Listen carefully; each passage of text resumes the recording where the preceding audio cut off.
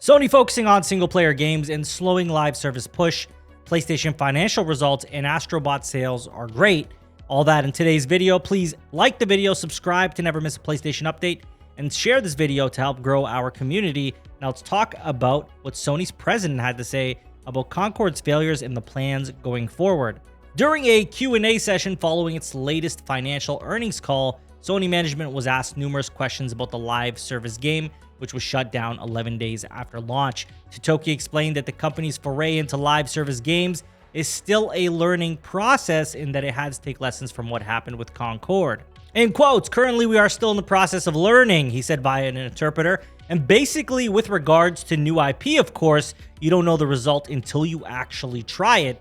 So for us, for our reflection, we probably need to have a lot of gates, including user testing or internal evaluation and the timing of such gates, and then we need to bring them forward, and we should have done those gates much earlier than we did. Also, we have siloed organizations, so going beyond the boundaries of those organizations in terms of development and also sales, I think that could have been much smoother. And then going forward in our own titles and in third-party titles, we do have many different windows. We want to be able to select the right and optimal window so that we can deploy them on our own platform without cannibalization, so that we can maximize our performance in terms of title launches. And I get what he's saying. He's pretty much saying they got to be strategic about what they're doing, and that they didn't look into this deep enough or early enough to realize that Concord may not have been ready or was not on the right track, which, well, too little too late. Hindsight is 2020. So I think that this is a hard lesson that's learned for them, right? And I think that they're definitely going to be a little more observant of what's going on around them and probably what processes are happening with each studio and what they're doing within each studio, because they just don't want something like this to happen again. This is a massive deal that Sony lost a lot of money and a lot of time. And also their reputation gets hit too whenever a game is a first-party game and it doesn't do well, right? They are known for putting out AAA great quality games, and this is not one of them. Unfortunately for them, it is very much the biggest failure they've ever had. The Sony Senior Vice President for Finance, Sadahiko Hayakawa, said something quite interesting, in quotes, "We intend to build on an optimum title portfolio during the current mid-range plan period that combines single-player games, which are our strengths and which have a higher predictability of becoming its hits due to our proven IP, with live service games that pursue upside while taking on a certain amount of risk upon release." So what this means to say is that they want to focus on their single-player games more so than they have in the past. I feel like they kind of walked away from it a little bit, but they are coming back to that, and they know that that is something that is successful for them, and it is something they are known for. So they certainly want to go hard into that area, right? They don't want to walk away from that. They know that's predictable. It's usually going to make them a lot of money.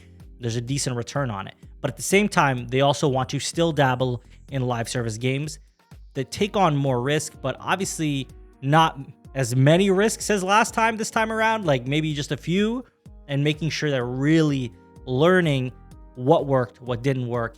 And on top of that, most importantly, making sure they are doing a lot of testing that this project, whatever live service game they're working on, has a great chance of being a hit, or at least not being such a loss like, you know, what we saw with Concord.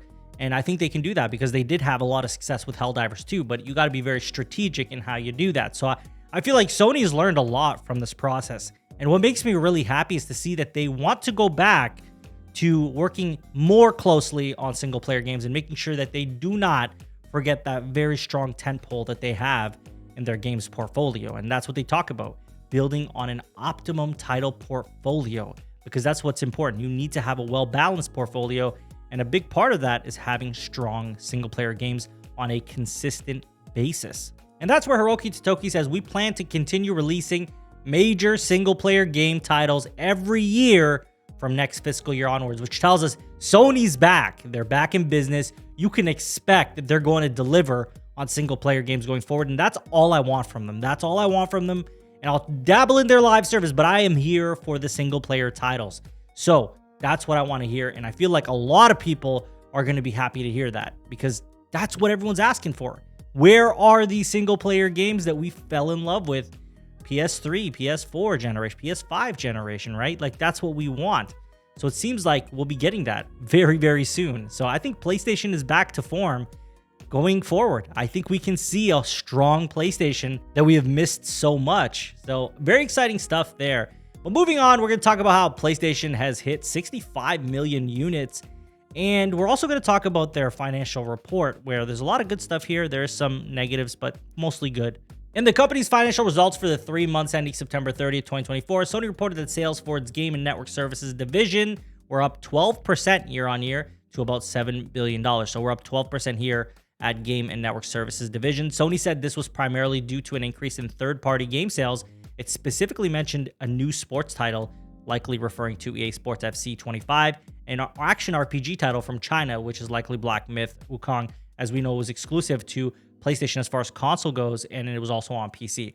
Operating income was about $900 million, up 184%, which is a new record high for this segment during a second quarter. As a result, it raised its sales revenue forecast by 4% for the current fiscal year, which ends in April 2025. Very, very good signs. When operating income is rising, that's a very, very good sign. That's a strong sign that a business is healthy and doing well. The company shipped some 3.8 million PlayStation 5 consoles during the 3-month period. They are down 29% compared to the same period last year, for a life-to-date total of 65.5 million. This means that the PS5 is a few million units behind where PlayStation 4 was during the same period of its lifespan. So 67.5 million units shipped of the PS4 versus 65.5 million of the PS5. Obviously, we know the story with the PS5.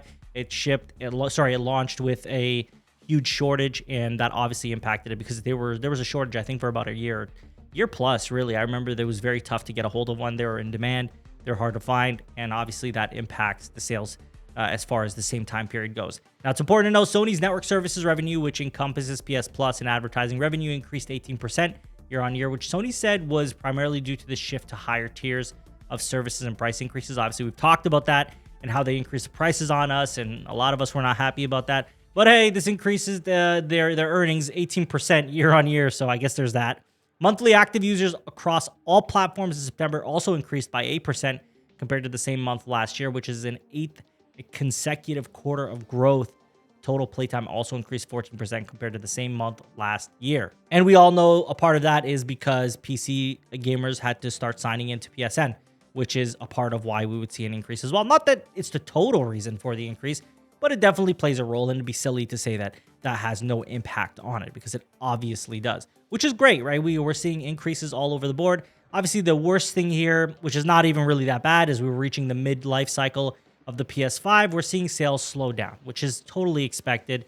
I'm interested to see what happens with the PS5 Pro going forward. Is that going to increase sales? I imagine it will. I think the biggest thing here for PlayStation is until the PS5 sees a price cut, you're not really going to see these sales spike to highs that they want. And the reason is because the price of this PS5 has only gone up over the years since launch. So it's one of those things where usually we're used to seeing price cuts, but that's not happening. So I think if that happened, it would make a major shift happen in terms of units being sold. Are they ever going to do that? I have no clue. I thought by now they definitely would, but it looks like that's not going to happen, if ever. They've raised the price multiple times in many regions at this point. Where I live, they've raised the price twice now. So it's one of those things where I don't know if they can really hit the levels that they want as far as sales go if they don't make a price cut on the base model at the very least. Now, moving on to the last topic, guys, this is a big one. Team Asobi's Astrobot game sold 1.5 million copies in 9 weeks since release. Now, a lot of people might be like, hey, that's not that much. It actually is, guys. 1.5 million copies for a game that had a pretty small budget, guys. This is not a game that had a massive AAA budget. It wasn't even priced at full price. So it's pretty crazy how many they sold. And furthermore, what makes this even more interesting is 30% of those who purchased Astrobot had not bought a first-party game in the last 2 years, which is also a major statement because guess what we got recently? Spider-Man 2 that came out last year. So imagine people who didn't buy Spider-Man 2, people who didn't buy, I think, God of War as well, went out and bought Astrobot. 37% of people. That is huge. That is absolutely huge. For Astrobot, for Team Asobi, I don't care what you think as far as, oh, that's not the big numbers, that's not that impressive. I think it's very impressive given the size of the studio, given the budget of the game, and given the fact that this is a platformer. How many platformers outside of Nintendo franchises do you see doing these kind of numbers? I don't think there are many. Like, this is pretty damn impressive for 9 weeks since release. So Astrobot takes a huge win, and so does Team Asobi. Phenomenal game. And it's one of those things where this game may even win Game of the Year. And if it wins Game of the Year, yeah, that's a wrap. You're going to see sales spike even more for this game, because we've seen historically that winning Game of the Year does, in fact, increase your sales. But it's been an amazing week, guys. We got the PS5 Pro. I'm feeling a little sick, obviously. That's why we're not seeing any face cam today. Once I'm feeling better and I have more in me to do the edits and stuff, we'll definitely be back to face cam as well. I did get a PS5 Pro, obviously. I have some content coming out for that. I just have to work on it. Hopefully, you guys are looking out for that. Let me know if you guys bought a PS5 Pro yourselves. And outside of that, let me know what you think of what Sony's president had to say regarding Concord and their plans going forward. What do you think of Sony hitting 65 million units for PS5 and the fact that it's actually behind a PS4? And how are you feeling about Astrobot results? Let me know in the comments. As always, if you enjoyed the video, please hit that like button, subscribe if you're new, and share the video to help grow our community. I thank you all for watching. Take care.